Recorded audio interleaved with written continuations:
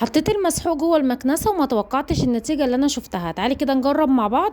والفيديو مش كده وبس، الفيديو مليان افكار كتير حلوة هتفيدك في المطبخ وفي البيت عامة. تابع معايا الفيديو لحد الاخر، هتطلعي منه مستفادة، يعني مستفادة حتى لو بفكرة واحدة بس او اتنين. حطي لي لايك حلو كده من ايديك الحلوين، وتابع معايا الفيديو لحد الاخر. وانا ان شاء الله مش هطول عليكي وهختصر معاكي على قد ما اقدر. تعالي بقى نبدأ كده بسم الله باول فكرة مع بعض. اكتر حاجة بتبوظ الكتل لما بتملي شوية مية على قد مثلا كوباية شاي، شوية مية صغيرين زي كده، الكاتل بيفضل يغلي يغلي. هو بيعتمد على ضخ البخار في الغطا من فوق فبيفصل. اول ما البخار بيطلع للغطا فبيبدأ ان هو يفصل.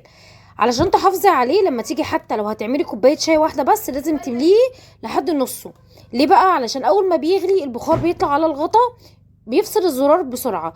لاحظي كده وجربي ان انت اما بتحطي شوية مية كتار هتلاقيهم غليوا بسرعة والكاتل فصل عما بتحطي مثلا كوباية مية. وبكده هتحافظي على الكاتل بتاعك ان هو يعيش اطول فترة. فكرة حلوة جدا ومعلومة مهمة جدا جدا. انا جايباها من حد بيصلح الكاتلات والاجهزة دي. جربيها وانت هتتأكدي بنفسك.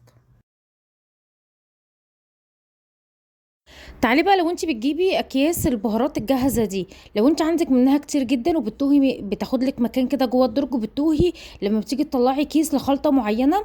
الفكره دي مش للاكياس دي وبس، كمان لاكياس البيكنج باودر والفانيليا والاكياس الصغيره، اي اكياس عندك، واكياس الخميره كمان. هتجيبي كده الاكياس، هتجمعي كل 4 مع بعض او كل 5 مع بعض كده، تخليهم دفعه واحده كده. وهتيجي هتعملي ايه بقى جوه ضرفة المطبخ من جوه؟ هتجيبي مشبك وهتلزقيه باي لاصق عندك، اي لاصق اللي هو دبل فيس، امير، اي مسدس شمع، اي حاجه.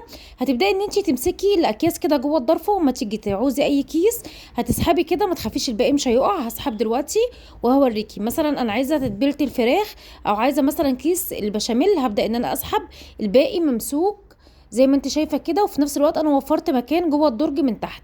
وضرفة المطبخ كده كده دول مش اوزان عليها ولا حاجة.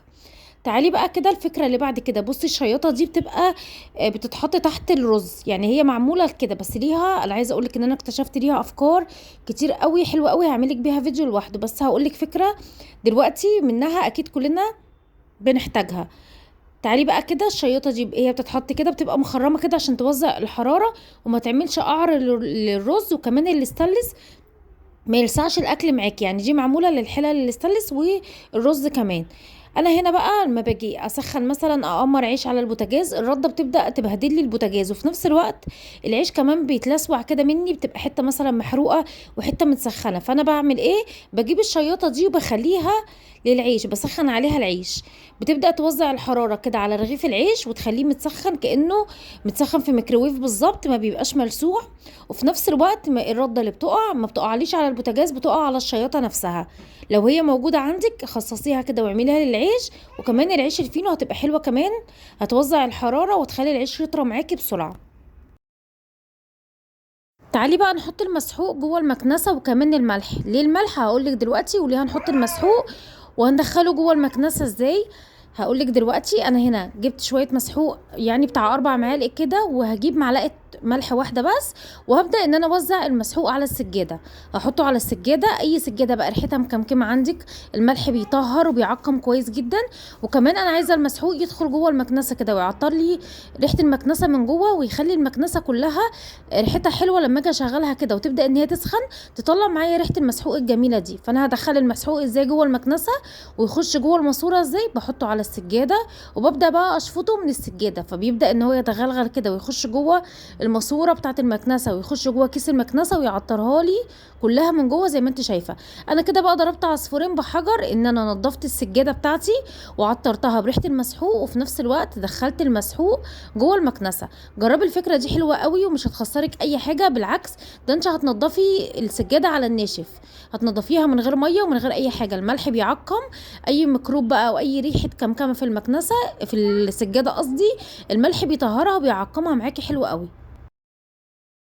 تعالي بقى البروفرات الشعر دي، بيبقى في بروفرات بتبقى شعر كده، عايزه اقولك دي ما تتغسلش في الغساله خالص علشان بيبقى شكلها فظيع جدا لو بططت ولا هبطت معاكي. بتغسليها بره كده، وعلشان تغسليها بره هقولك على فكره وتكايه حلوه قوي هتخليها على طول جديده كده ومنفوشه. اما تيجي تغسليها هتعملي ايه؟ هتجيبي شويه المسحوق اللي انت هتغسلي بيهم، ويا ريت لو هما جل مش بودر، بس انا ما عنديش مسحوق جل دلوقتي، لان المسحوق البودر بيسيب تكتلات كده وساعات ما بيبقاش حلو في الهدوم، خاصة الغسيل اليدوي. هتيجي بقى كده اما تدوبي المسحوق بتاعك، بصي بقى التكاية دي بقى والله العظيم سحر، جربيها وانت هتتأكدي. هتجيبي البلسم بتاع الشعر، البلسم بتاع الشعر اللي بنستخدمه في شعرنا، هتحطي نص معلقة صغيرة، بصي انا هحط حتة قد ايه.